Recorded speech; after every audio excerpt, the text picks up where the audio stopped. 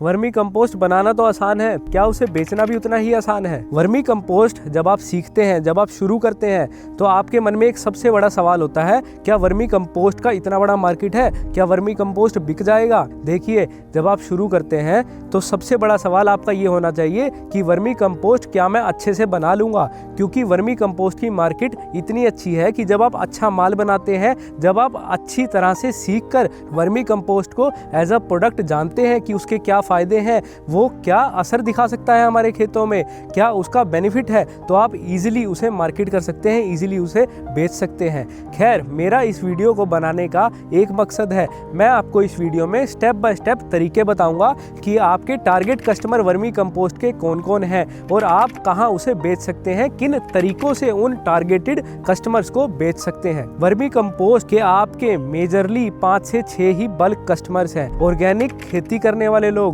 या फिर ऐसे लोग भी जो कि अपनी फसलों में केमिकल का तो यूज करते ही हैं, लेकिन वर्मी कंपोस्ट का भी यूज करने लगे हैं। दूसरा, आपके वो किसान जो पॉली हाउस, नेट हाउस में खेती करते हैं या फिर ऑर्चार्ड्स जैसे एप्पल की खेती, ब्लूबेरीज की खेती, अमरूद की खेती, जो भी फलों की खेती करते हैं, वो आपके टारगेट कस्टमर हैं। इसके अलावा गवर्नमेंट टेंडर्स, जो कि गवर्नमेंट निकालती है हर स्टेट की अपने डिपार्टमेंट्स के लिए, फॉरेस्ट डिपार्टमेंट के लिए, अलग अलग जो रोड्स के प्रोडक्ट चलते हैं उनके लिए, उनकी भी बहुत डिमांड होती है, बहुत बल्क के ऑर्डर्स निकलते हैं। उसके अलावा लैंडस्केपर्स, जो आपके बड़े बड़े सिटीज़ में बड़ी बड़ी बिल्डिंग्स हैं, बड़े बड़े हॉस्पिटल्स हैं, जहाँ पर लैंडस्केपिंग का काम होता है, वहाँ पर आपका वर्मी कंपोस्ट का बहुत यूज़ होता है। अब आप कहेंगे कि आपने ये चीज़ें तो बता दी, पर इनको टारगेट कैसे करें, इन्हें बेचें कैसे। देखिए, सबसे पहले तो आपके लिए ये जानना ज़रूरी है कि आप जो प्रोडक्ट बना रहे हैं, आप जिसके मैन्युफैक्चरर है, आप उसे कौन सी मार्केट में बेचना चाहते हैं, कौन सी मार्केट उससे आप टारगेट करना चाहते हैं। जैसे आपके पास है एक तो होलसेल की मार्केट और एक रिटेल की मार्केट। होलसेल की मार्केट जहां पर आप 5 रुपए किलो, 6 रुपए किलो, 7 रुपए किलो में अपना वर्मी कंपोस्ट सेल करते हैं, और रिटेल की मार्केट जिसका कोई एंड ही नहीं है, 10 रुपए किलो से लेके आप 100-110 रुपए किलो तक भी सेल करते हैं। अब आपने जब ये क्लियर कर लिया कि आपने फॉर एग्जाम्पल रिटेल मार्केट करना है, तो रिटेल मार्केट आप बहुत ही छोटे प्लांट से, बहुत ही छोटी कैपेसिटी वाले प्लांट से भी शुरू कर सकते हैं। उसके लिए आपको मेजरली 2 चीजें चाहिए, पहला डिस्ट्रीब्यूशन, दूसरी पैकेजिंग। जब आपके पास डिस्ट्रीब्यूशन होगा, डिस्ट्रीब्यूशन का मतलब आप भले ही उसे नर्सरीज में दे रहे हैं या डायरेक्ट कस्टमर को दे रहे हैं या अमेज़न, फ्लिपकार्ट जैसी ऑनलाइन साइट्स पर बेच रहे हैं। दूसरा, आपकी पैकेजिंग इतनी अच्छी है, आपकी प्राइस इतनी कंपेटिटिव है, आपकी क्वालिटी इतनी अच्छी है कि कस्टमर उसे देखते ही खरीदता है, और जब आपका प्रोडक्ट यूज करता है तो उसे अच्छा लगता है और आपसे दोबारा भी ऑर्डर करता है। उसके लिए आपको थोड़ी सी मेहनत लगेगी। आपकी सोसाइटीज़ हैं, आपके जो सर्कल है, आपकी जो रिश्तेदारी है, आपके जो शहर है, उसमें आपको जाकर door to door marketing, Facebook, Instagram, YouTube जैसे प्लेटफॉर्म से ऐड चलाकर इजीली आप ऐसे इसे बेच सकते हैं।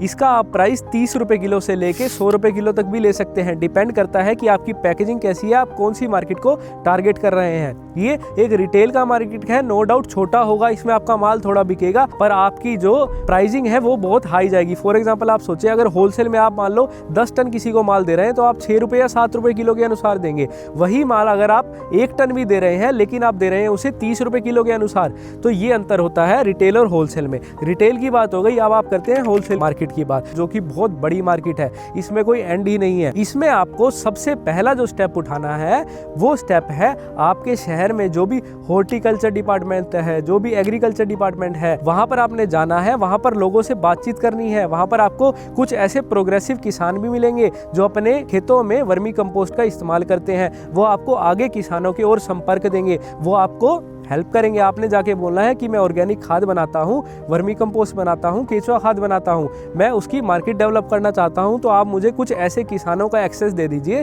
कुछ ऐसे किसानों की लिस्ट दे दीजिए जिससे मैं उन्हें मिल लूँ और उन्हें मैं अपना प्रोडक्ट बेच पाऊँ। यहाँ से आपको काफ़ी हेल्प मिलेगी। इसके अलावा एक ऐसा डिपार्टमेंट है जो कि गवर्नमेंट ने बना रखा है किसानों के लिए, ऑर्गेनिक खेती के लिए हेल्प करने के लिए, जो गाँव जाकर किसानों को ऑर्गेनिक खेती करना सिखाता है। मैंने भी ये चीज़ करी थी। उन डिपार्टमेंट के साथ आप जुड़कर उनके साथ आप गांव जा सकते हो, किसानों को हेल्प कर सकते हो, किसानों को अपना प्रोडक्ट प्रमोट कर सकते हो। मैं आपको ये कहना चाहूँगा कि एक तरीका है, बहुत अच्छा है। जो किसान प्रोग्रेसिव है वो तो आपसे मान लेगा, पर आपकी बहुत मार्केट इससे डेवलप नहीं हो पाएगी, क्योंकि बहुत चंद किसान हैं। आज भी हमारी इंडियन मार्केट में एक बहुत बड़ी विडंबना है कि किसानों ने अभी तक वर्मी कंपोस्ट पर या ऑर्गेनिक फार्मिंग पर या नेचुरल फार्मिंग पर अडेप्ट नहीं कर रहा है, धीरे धीरे कर रहा है, पर अभी वक्त लगेगा।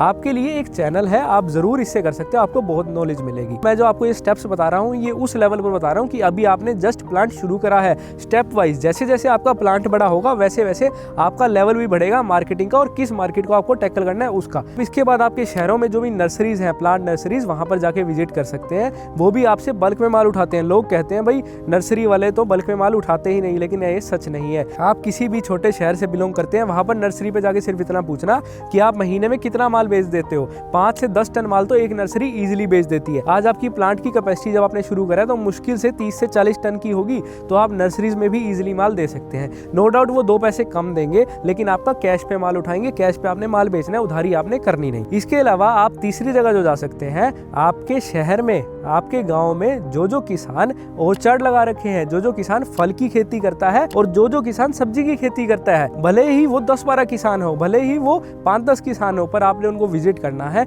उनसे आपने पूछना है, अपना प्रोडक्ट मार्केट करना है। आपको वहां से भी मिल जाएगा सर्कल। आप जहां भी जिसके पास भी जाओ, आपने उनसे कहना है कि मुझे आप और किसानों के नंबर दे दो जो कि ऑर्गेनिक खेती करते हैं या फिर मेरा प्रोडक्ट ले सकते हैं। उसके बाद आपका बड़ा मार्केट आता है जब आपका जो प्लांट है उसकी कैपेसिटी बढ़ जाती है, जब आपका जो प्लांट है वो अब ज़्यादा खाद बनाने लगता है और आपको बड़ी मार्केट टैकल करनी होती है। तब आपके पास ऑप्शन है कि आपको ऐसे हब्स ढूंढने होंगे जहां पर एक पर्टिकुलर गांव, फॉर एग्जांपल मेरे पास एक गांव है, वो 1000 एकड़ में स्ट्रॉबेरी की खेती करता है। 1 एकड़ की स्ट्रॉबेरी खेती में एवरेजली किसान 4 टन वर्मी कंपोस्ट डालता है, तो मेरा वो एक ही हब में से 4000 टन का मार्केट मिल गया। 4000 टन वर्मी कंपोस्ट बनाने के लिए आपको 6-7 एकड़ का लैंड चाहिए और बहुत मुश्किल है वो 4000 टन भी प्रोड्यूस करना।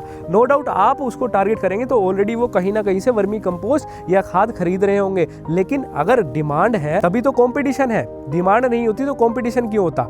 यही तो आपके लिए बेनिफिट है। तो आपने वहां जाना है, मार्केट करना है, और इजीली आपको भले ही प्राइस में कॉम्पिटिटिव देंगे या भले ही आपकी क्वालिटी में या भले ही खाद को एनरिच करके 2 पैसे भले ही शुरू में कम कमा के आपको उस मार्केट में घुसना है। आपको ऐसे हब्स ढूंढने हैं जहां पर आपका माल एक साथ चला जाए। ऐसे गवर्नमेंट टेंडर्स के लिए कुछ रेगुलेशंस होते हैं, कुछ रूल्स होते हैं कि आपकी कंपनी 3 साल पुरानी हो, आपकी कंपनी का X एक टर्नओवर होना चाहिए, फॉर एग्जांपल 30 लाख या 50 लाख, वो आप चेक कर लेना। आप उसमें भी घुस सकते हो। गवर्नमेंट तो 100 टन तक माल उठाती है एक बारी में, तो आप वहां भी अप्लाई कर सकते हो। इजीली आपको वो चीजें भी हो जाती है। इसके अलावा आप जा सकते हो एक्सपोर्ट मार्केट में।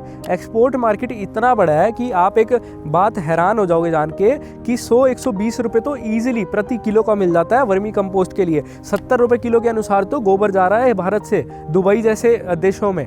तो आप एक्सपोर्ट मार्केट में भी जा सकते हो, वो भी आपका एक बहुत बड़ा मार्केट है। उसके लिए भी कुछ रूल्स हैं, कुछ रेगुलेशंस है कि आपकी कंपनी के कुछ ऐसा होना चाहिए कि कंपनी रजिस्टर्ड हो, कंपनी का टर्नओवर हो। लेकिन ऐसे कंपनीज हमारी इंडिया में उपलब्ध हैं जो कि एक्सपोर्ट कराते हैं वाया नेटवर्किंग, कि उनके पास ऐसे बायर्स हैं जो आपका माल उठाएंगे और आपको अपनी कंपनी के थ्रू भेजने की जरूरत नहीं है। आप उनको एज अ मिडल मैन लेके वहां पर आप एक्सपोर्ट कर सकते हो।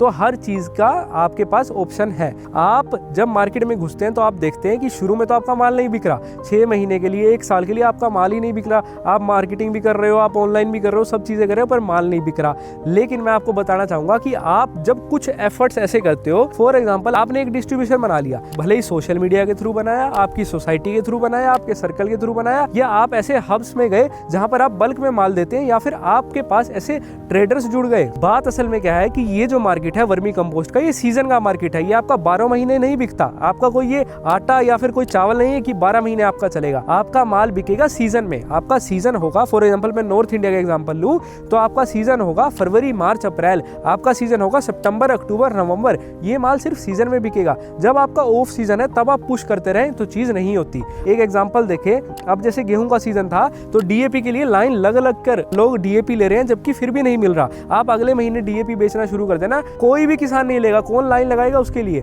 हालांकि सप्लाई आ जाएगी आपके पास, पर डीएपी कोई नहीं खरीदेगा, क्योंकि जब वक्त पर जिस फर्टिलाइजर की जिस चीज की जरूरत है वो तभी ही बिकता है। आपने जब डिस्ट्रीब्यूशन बना लिया, नेटवर्क बना लिया, तो आप उतना माल ही नहीं बना पाते। अब ये एक बड़ी ही थिन लाइन है इसमें कि जहां आपका माल नहीं बिकता और जहां आपका माल बिकना शुरू हो जाता है। मैक्सिमम लोग 90% लोग यहां पर गिव अप कर देते हैं। एजुकेशन लो, खाद बनाना सीखो, फिर मार्केट में घुसो। मार्केट में टाइम लगेगा। आज आप वर्मी कंपोस्ट का प्लांट कहीं भी लगाते हो, मैंने फॉर एग्जांपल कहीं भी एक जगह पर नया प्लांट लगा दिया नई लोकेशन पर, तो उस पर्टिकुलर लोकेशन पर आपको मार्केट बनाने में कुछ वक्त लगता है।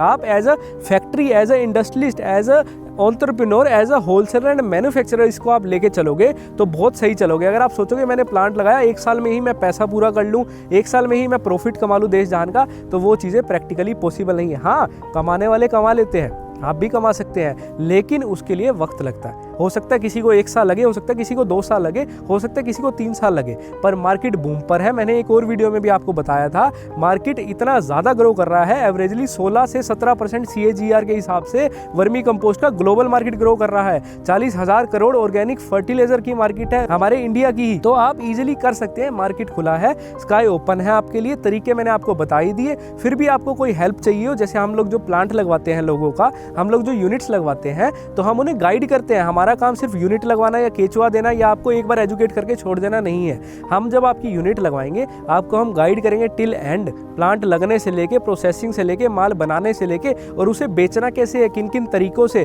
उन सब तरीकों से सात्विक ऑर्गेनिक आपकी हेल्प करता है। जुड़े रहें हमारे साथ, हमारी वीडियोस देखते रहें। आप इससे नॉलेज आपको मिलती है तो लोगों के साथ शेयर भी करिए, हमारा चैनल सब्सक्राइब करिए। धन्यवाद।